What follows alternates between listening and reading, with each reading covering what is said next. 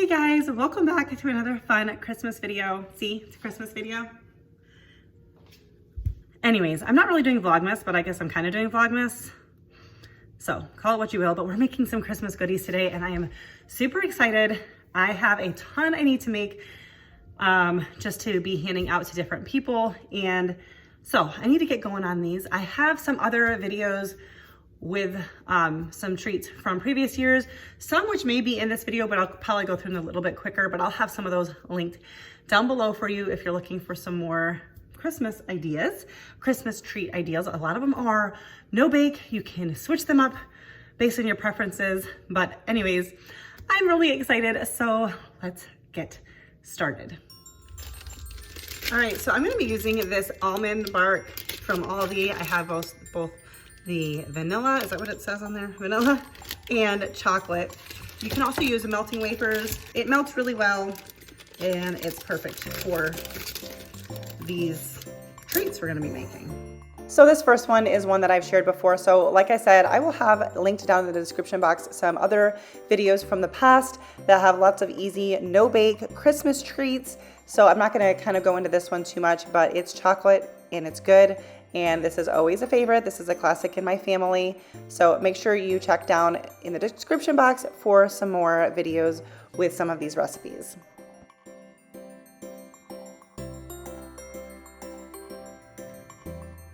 All right, so for our next little treat, I have some more of that white almond bark. I put 2 blocks in there and melted that just the same.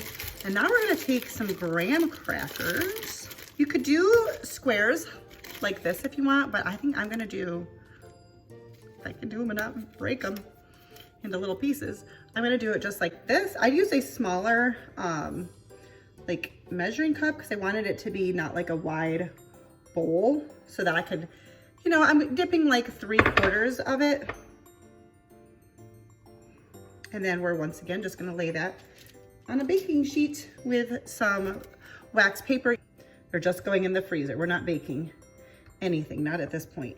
And I'm just using my little spatula to kind of help guide the chocolate up a little bit more. So you can kind of see that.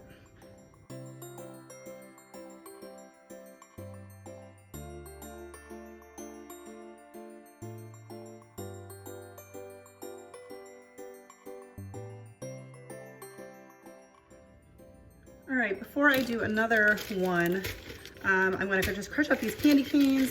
I just opened them all up, put them in a freezer bag. A little bit of a thicker bag is helpful. And I'm just going to put that between a towel to try not to damage my counter. And we're gonna use a mallet. Could also use a food processor or buy them already crushed, but this was cheaper.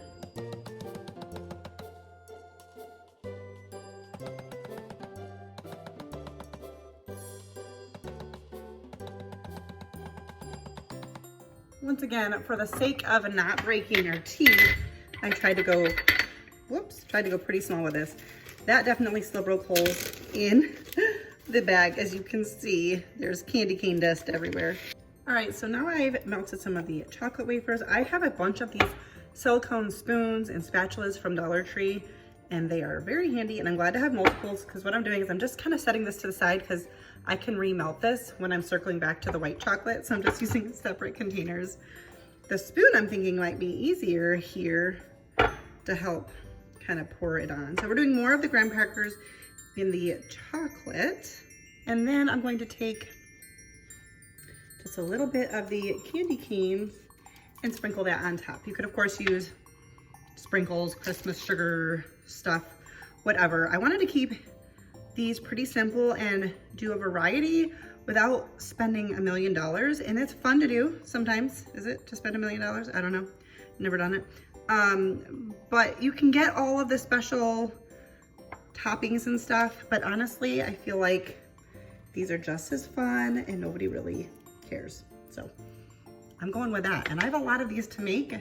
I'm gonna probably have to do double or triple batches of everything I'm making here. We'll see. You do want to sprinkle the stuff on while the chocolate is still wet so that it will stick.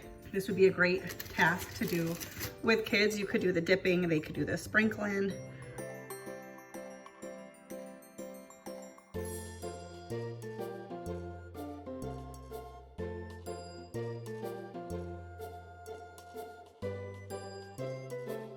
right, I pulled the white ones out of the freezer and melted a little bit more of this chocolate. I'm gonna try to just drizzle with this. You could put it in a bag, cut the tip off and do a little like piping, but let's see what I can do here. I mean, it doesn't have to be, wow, perfect, obviously. Oh, some of it's, you know, more of a dump than a drizzle. Wow. Some of these I might eat instead of putting in the goodie bags, but you know, it's gonna evolve as we go along here. Here is another version of that first one that I made that I said was going to be in another video. So once again, don't forget to check out the links down in the description box if you want some more ideas. And also, if you're new, please subscribe to this channel. I'd love it if you join my little YouTube family. Now we're back to doing some graham crackers, dipping them in the vanilla almond bark and sprinkling with some candy canes. I just sped through this, but I wanted to give you the different ideas. All right, so now we're moving on to another one that I haven't done before. And the recipe called for, I don't know if you can call it a recipe, but you know, they're not that complicated. Called for Oreos. And I decided to go for the candy cane Oreos. This is the Aldi version, which are equally good. I'm going to, I don't know, I'm gonna do like half the package. And I'm going to smash these again with a mallet.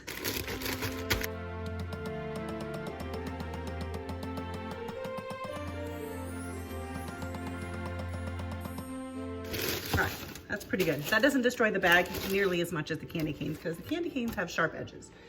We got some more of that vanilla almond bark. We're gonna melt this down. All right, we got the wafers all melted. You can see where we're going with this. This is gonna be good. We get dumping the Oreos in here.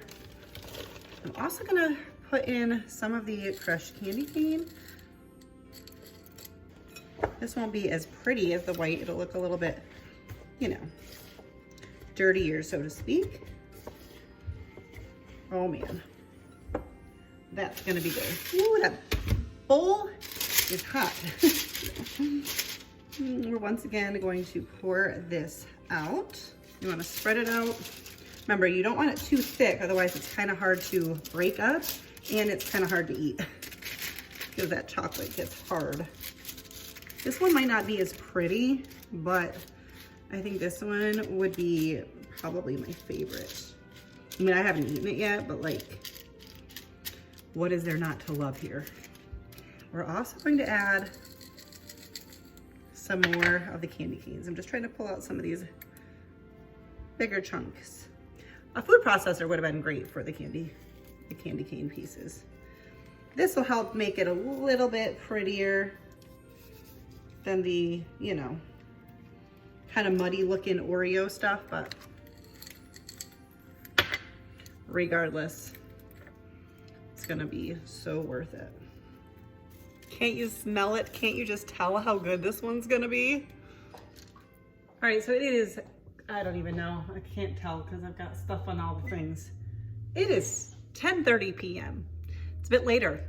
I made a bunch of the stuff that I showed you earlier with a bunch of batches of it. Now I'm moving on to cookies.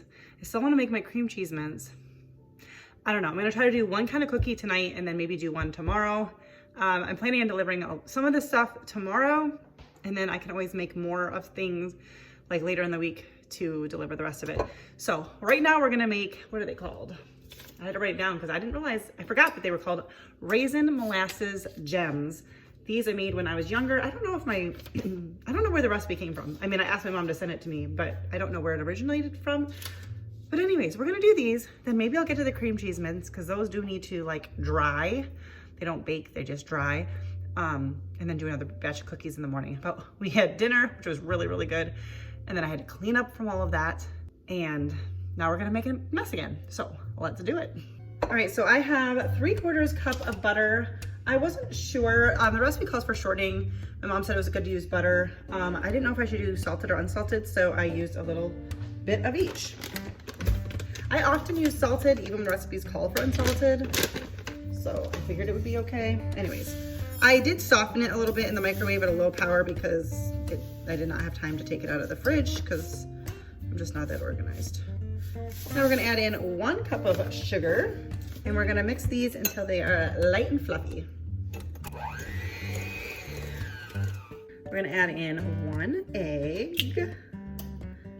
I am really excited for these because I have not made them in over 20 years. I have had them, I just washed my hands and now my hands aren't fully dried. I can't open up the molasses. You know how when you like dry your hands, they're dry, but they're not dry? Anyways, I have not made these in over 20 years. I believe I've had them because I think my sister, my oldest sister has made them every year. And so when I've been to her house, I think I've had some, but I have not made them in a very long time. So I went and picked up some molasses today for this recipe. So we need 1/4 cup of molasses. Now we're going to mix this together really well. We are going to mix our dry ingredients separately. We got 2 cups of flour. All right, so to the flour, I'm adding 1/4 teaspoon of salt, 1/2 teaspoon of ginger. These are spices I don't get into very often. I also need 1/2 teaspoon of cloves, but I thankfully did have all these on hand. And then we're gonna do 1 teaspoon of cinnamon, so for those. And whoops, I almost added more salt. Well, that would be an error. I need 2 teaspoons of baking soda. This is 1/2 teaspoon. Just gonna mix that together. All right, we're gonna add in the dry ingredients. I don't know, maybe I should do a little bit at a time. It's time to switch out of the beaters. Maybe not if you have a stand mixer, but I don't want to burn out the motor on this thing, you know? All right, let's add in the rest of the dry ingredients. All right, now we're going to add in 1 cup of raisins. I'm just gonna kind of break them up as I put them in to make sure that, you know, there's not clumps. That one right there. It's a thick dough. Oh, but it smells so good. I cannot wait for these. I'm gonna just go ahead and cover this and chill. I don't know for how long. I'm hoping for like, maybe like 30 minutes. I mean, we do tend to stay up late, but I wouldn't mind not be standing at the counter that late. My back's already starting to hurt, but I have a chiropractor appointment tomorrow, so. And I'm bringing my chiropractor some of the goodies. So I hurt my back making them, she fixes me. All right, back to the molasses cookies. You want about 1-inch balls. And then you want to roll them in sugar. Oh my gosh, I'm so excited. I'm like having flashbacks to my childhood when I want these. And then you want to place them on a baking sheet about 2 inches apart. Then we're going to bake these in the oven at 375 for 10 to 12 minutes.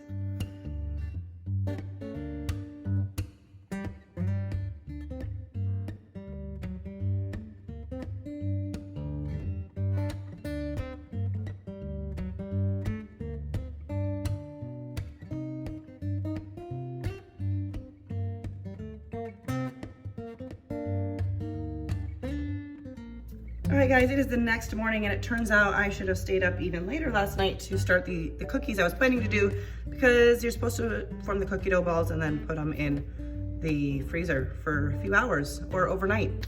I don't have time because now it's the next day. So I have made some adaptations. I need to remember to read the whole recipe first. I may do that those cookies another time, but I'm gonna follow another cookie recipe, but I'm gonna put different things in it. To kind of go along with what I was planning to do. So we're improvising here. So this is just the recipe is called a white chocolate peppermint cookie, but you'll see we're gonna switch it up. Not a ton, but just a little. So I have a 1/2 cup of unsalted butter here that has been softened. Now I'm gonna add in 3/4 cup of sugar, 1 egg, and 1 teaspoon of vanilla. I had to buy some of my homemade stuff. I'm trying to give it a little bit more time to, you know, marinate and do its thing. But I haven't bought vanilla in years because I make my own. And 1 teaspoon. I'm not even pulling out my mixer for this. I don't think. I'm just gonna do this all by hand. All right, now I'm adding in 1 3/4 cup of flour, 1/2 teaspoon of salt, 3/4 teaspoon baking soda. Mix that together really well. We're gonna add in a cup total of chocolate chips. I'm gonna use some white ones. Now maybe we'll add in a little bit more. I just wanna finish out that bag. Come on now. Maybe I'll just do the cup. We'll do a healthy cup. Mix that in. All right, this dough feels a little bit crumbly, so we'll see how this goes. I'm gonna hope that I can just press it into balls and they'll be fine. I think they will be. And then we've got some of the crushed cane. I'm just going to dip the top into that because I feel like if the peppermint is on the bottom, it'll just stick really bad to, I mean, I guess it wouldn't because it's parchment paper, but that's how I'm doing it. I'm really pressing them more than rolling them because this feels a little crumbly, but when you do this, it seems to be okay.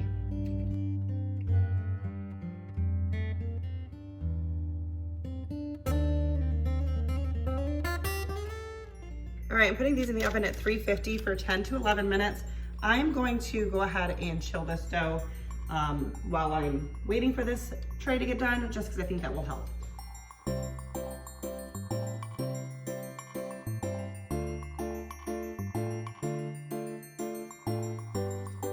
All right, so here's everything I made yesterday and this morning. I put, these were just stored in an airtight container, but these were all in the freezer and the fridge. You've got all the different graham crackers. I only ended up doing one of these because, well, my drizzle effect wasn't super great. And yeah, okay. We're going to go ahead and assemble some little goodie boxes.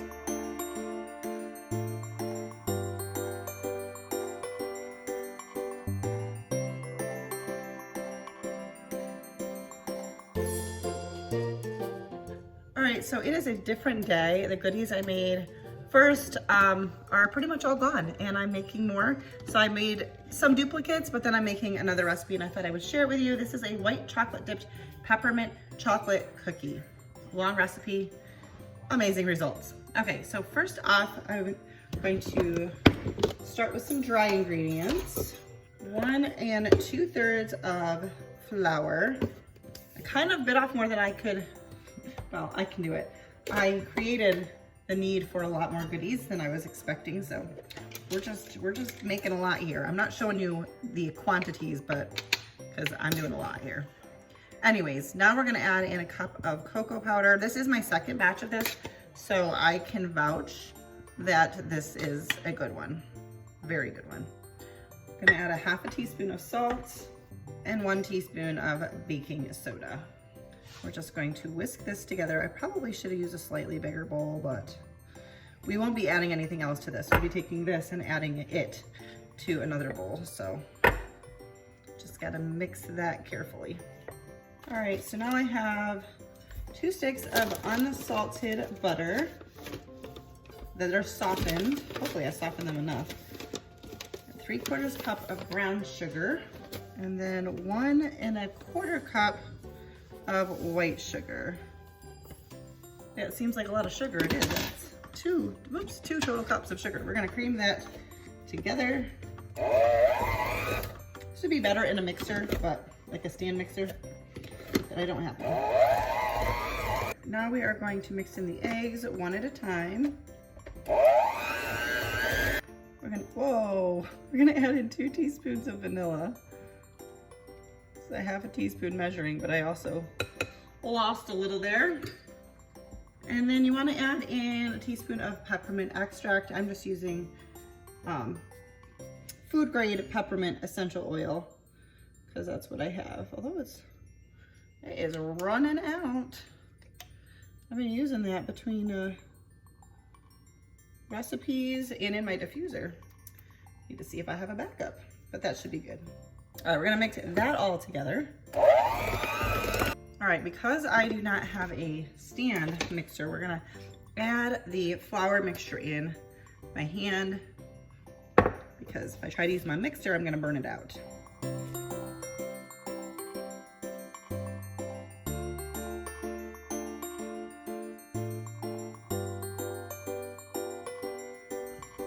Now that it is well mixed, I'm gonna go ahead and put it in the refrigerator. You don't necessarily have to do that, but I'm gonna do that for just a few minutes. It's a little bit sticky and I need to clean up my workspace anyway, so I figure might as well chill it for a little bit. All right, we're gonna scoop our dough, the rounded tablespoon. This gets a little messy. I'm gonna roll it in a ball and then slightly flatten. These are gonna bake in the oven at 350 for 8 minutes. It says to cook one sheet at a time, which I do know is often best results when it comes to cookies. And it says 8 minutes, and then you want to let them cool for several minutes on the baking sheet. So they might look not quite done when you first take them out, but that's okay. And then you're gonna move them to a cooling rack. You want these to get totally, completely cooled before we do the dipping part of this cookie. So we're gonna get these going. I may actually put mine in the refrigerator if I can find room once they're cooled before I do the dipping part, because I was able to do it, but these are such a soft cookie that it was a little bit challenging. So just something to consider. But I did it without, you know, chilling it last time and they worked fine. So 8 minutes going in. Once your cookies are totally cool, I found, this was my second batch, that doing it this way, not dipping it, holding the cookie down, these cookies are so soft that it was prone to breaking.